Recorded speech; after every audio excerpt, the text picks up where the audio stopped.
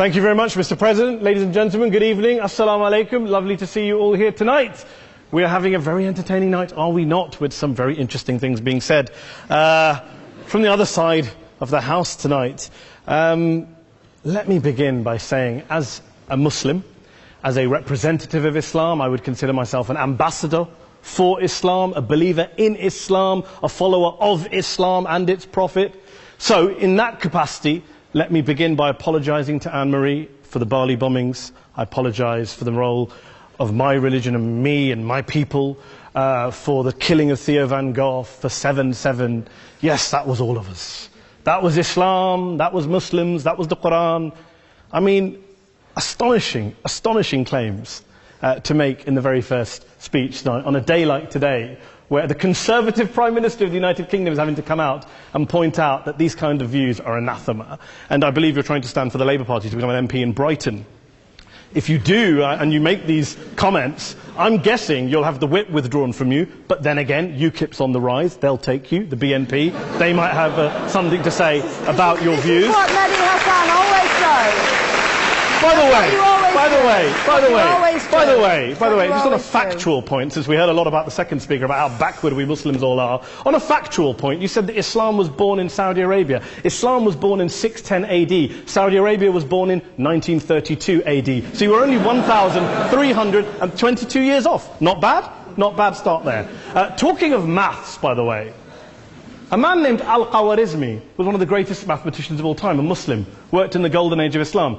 He's the guy who came up with not just algebra, but algorithms. Without algorithms, you wouldn't have laptops. Without laptops, Daniel Johnson tonight wouldn't have been able to print out his speech in which he came to berate us Muslims for holding back the advance and intellectual achievements of the West, which all happened without any contribution from anyone else other than the Judeo-Christian people of Europe. In fact, Daniel David Levering, the author of the Pulitzer Prize-winning historian and author of The Golden Crucible, points out that there would be no Renaissance, there would be no Reformation in Europe without the role played by Ibn Sina and Ibn Rushd and some of the great Muslim theologians, philosophers, scientists in bringing Greek texts to Europe. As for this being our university, I will leave that to the imagination as to who is our and who is there. I studied here too. An astonishing set of speeches so far making this case tonight. A mixture of just cherry-picked quotes, facts and figures, self-serving, selective, a farrago of distortions, misrepresentations, misinterpretations, misquotations. Daniel talked about my article in the New Statesman, which got me a lot of flack, where I talked about the anti-Semitism that is prevalent in some parts of the Muslim community, which indeed it is. Of course, I didn't say in that piece that it was caused by the religion of Islam. In fact, modern anti-Semitism in the Middle East was imported from, finish the sentence, Judeo-Christian Europe, where I believe some certainly bad things happened to the Jewish people. In fact, Tom Friedman, Jewish-American columnist in the New York Times, told me in this very chamber last week that he believed, had Muslims been running Europe in the 1940s, 6 million extra Jews would still be alive today. So I'm not going to take lessons in anti-Semitism from someone who's here to defend the Judeo-Christian values of a continent that murdered 6 million Jews. Moving swiftly on. Yes. Absolutely. Well, I'm about to make that point. No, I'm about to make that point. You're right. I agree with you 110%. That is my point. I don't think Europe is evil or bad. I'm a very proud European. I don't want to judge Europe on that basis, but if we're going to play this gutter game where we pull out the Bali bombing and we pull out examples of anti-Semitism in the Islamic community, then of course I'm going to come back and say, well, hold on. I mean, look, let's be very clear. Daniel here was a last-minute replacement for Douglas Murray, who had to pull out. And Douglas and I have a well-documented differences, but to be fair to Douglas, as to be fair to Anne-Marie and to Peter, atheists. Atheists see all religions as evil, violent, threatening. What the problem I have with Daniel's speech is that Daniel comes here to run this robust defense of Christianity, forgetting that his fellow Christians, people who said they were acting in the name of Jesus, gave us the Crusades, the Spanish Inquisition, the anti-Jewish pogroms, European colonialism in Africa and Asia, the Lord's Resistance Army in Uganda, not to mention countless arson and bomb attacks on abortion clinics in the United States of America to this very day. I would like a little bit of humility from Daniel first before he begins lecturing other communities and other faiths on violence, terror and intolerance. But, no thank you. Some water. But I would say this, to address the gentleman's very valid point here, I'm not going to play that game. I don't actually believe that Christianity is a religion of violence and hate because of what the LRA does in Uganda or what Crusaders did to Jews and Muslims in Jerusalem when they took back the city in the 12th or 13th or whatever century it was. I believe that Christianity, like Islam, like pretty much every mainstream religion, is based on love and compassion and faith. I do follow a religion in which 113 out of the 114 chapters of the Quran begins by introducing the God of Islam as a God of mercy and compassion. I would not have it any other way. I don't follow a religion which introduces my God to me as a God of war, as some kind of Greek God of wrath, as a God of hate and injustice. Not at all. As Adam pointed out, you go through the Quran and you see the mercy and the love and the justice. And yes, you have verses that refer to warfare and violence. Of course it does. This is not a motion about pacifism. I'm not here to argue that Islam is a pacifistic faith. It is not. Islam allows military action, violence in certain limited contexts. And yes, a minority of Muslims do take it out of that context. But is it religious? We talked about Woolwich.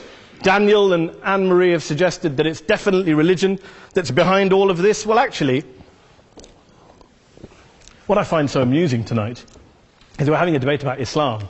And the opposition tonight have come forward. We have a graduate in law, a graduate in modern history, a graduate in chemistry. And, you know, I admire all of their intellects and their abilities, but we don't have anyone who's actually an expert on Islam, a scholar of Islam, a historian of Islam, a speaker of Arabic, even a terrorism expert or a security expert or a pollster, let alone to talk about what Muslims believe or think. Instead, we have people coming here, putting forward these views, putting forward these sweeping opinions. Listen to Professor Robert Pape of the University of Chicago, one of America's leading terrorism experts, who, unlike our esteemed opposition tonight, studied every single case of suicide terrorism between 1980 and 2005, 315 cases in total. And he concluded, and I quote, "There is little connection between suicide terrorism and Islamic fundamentalism or any of the world's religions. Rather, what nearly all suicide terrorist attacks have in common is a specific secular and strategic goal to compel modern democracies to withdraw military forces from territory that the terrorists consider to be their homeland." And the irony is, when we talk about terrorism, the irony is that the opposition and the Muslim terrorists, the Al-Qaeda types, actually have one thing in common. Because they both believe that Islam is a warlike, violent religion. They both agree on that. They have everything in common. Osama bin Laden would be nodding along to everything he's heard tonight from the opposition side. He agrees with them. The problem is that mainstream Muslims don't. The majority of Muslims around the world don't.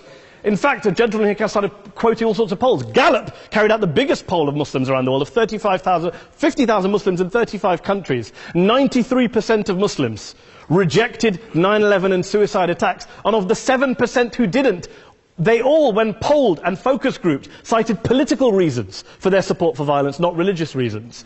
And as for Islamic scholars and what they say, well, Daniel talks about our University of Oxford. We'll go down to Oxford Centre for Islamic Studies, get hold of a man named Sheikh Afifi al-Akiti, who is a massively well-credentialed and well-respected Islamic scholar, who has studied across the world, who in the days after 7/7 published a fatwa denouncing terrorism in the name of Islam, calling for the protection of all non-combatants at all times, and describing suicide bombings as an innovation with no basis in Islamic law. Go and listen to Sheikh Tahir al-Qadri, one of Pakistan's most famous Islamic scholars, who published a 600-page fatwa condemning the killing of all innocents and all suicide bombings unconditionally without any ifs or buts.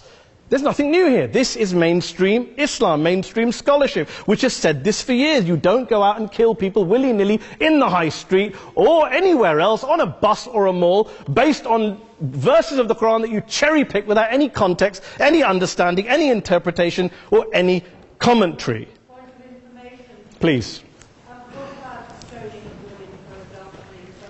Well, it doesn't happen apparently. I didn't say it doesn't happen at all. I never said it didn't happen. I don't blame Islam. Yes, it's a very good point. And a lot of us are campaigning against that. And we're campaigning against it in the name of Islam. We're campaigning against it in the name of various interpretations of Islam. Anne-Marie comes and scares us with her talk of Sharia law. I would like to see the book of Sharia law. It doesn't exist. People argue over what Sharia law is. And you empower the extremists by saying there is only one version. You empower them all. I don't believe you took any interruptions, Anne-Marie, so I think you should stay there for a moment. Several countries. Here's what we're dealing with. Here's what we're dealing with. We are dealing, I took your point. Here we are dealing with a 1400-year-old global religion, followed by 1.6 billion people in every corner of the world, a quarter of humanity, of all backgrounds, cultures, ethnicities. And yet the opposition tonight wants to generalize, stereotype, smear in order to desperately win this debate. And here's my question, if we're going to generalize and smear. If, okay, people say yesterday's bombers, and we've got to be careful, there's a trial going on, were yesterday's attackers, motivated by Islam? Big debate. I don't believe they were. Let's say they were. Let's say Faisal Shahzad, the Times Square bomber, was motivated by Islam. Let's assume, for sake of argument, that Richard Reeves, the shoe bomber, was motivated by Islam.